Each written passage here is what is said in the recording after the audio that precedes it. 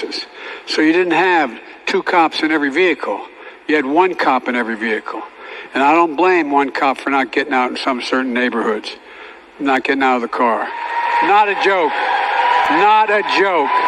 And that wasn't hyperbole. I meant that. Matt gets it, Matt Cartwright, and this is not hyperbole, that builds public trust and strengthens public safety. I'm not being facetious.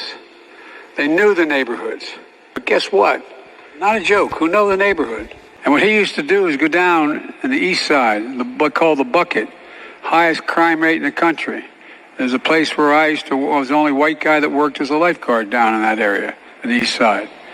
And you know you can always tell where the best basketball in the state is and the best basketball in the city is. It's where everybody shows up. And I don't blame one cop for not getting out in some certain neighborhoods, not getting out of the car. I remember going on the east side in Wilmington. Biden tells a story from his youth when he was the only white lifeguard at a predominantly black Delaware pool. Make sense? Corn Pop was a bad dude, and he ran a bunch of bad boys. And I did. And back in those days, to show how things have changed, one of the things you had to use, if you used pomade in your hair, you had to wear a bathing cap. And so he was up on the board, wouldn't listen to me. I said, "Hey, Esther, you, off the board, or I'll come up and drag you off." Now, we have a hell of a lot fewer cops today than we did when I wrote that initial crime bill. And use that tough on crime, phony rhetoric. That bill was a huge mistake. There's no question that crime bill contributed to America's mass incarceration problem.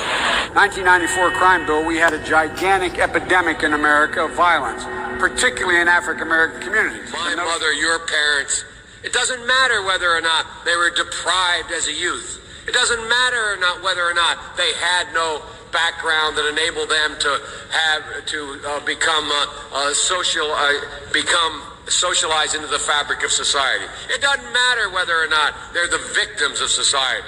The end result is they're about to knock my mother on the head with a lead pipe, shoot my sister, beat up my wife, take on my sons. So I don't want to ask, what made them do this? They must be taken off the street. That's number one. There's a consensus on that.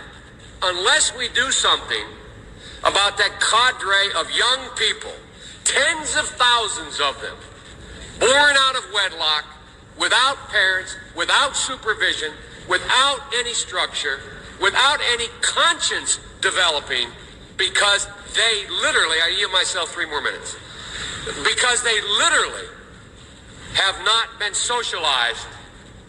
They literally have not had an opportunity. If we don't, they will, or a portion of them will, become the predators 15 years from now. And Madam President, we have predators on our streets. For example, so many black Americans wake up knowing they could lose their life just by living their lives. If you get stopped, put your hands on the wheel. Don't do anything. I'm being serious. I'm being serious. Communities, by the way, that want the police more than any other community are the tough, poor communities. Black.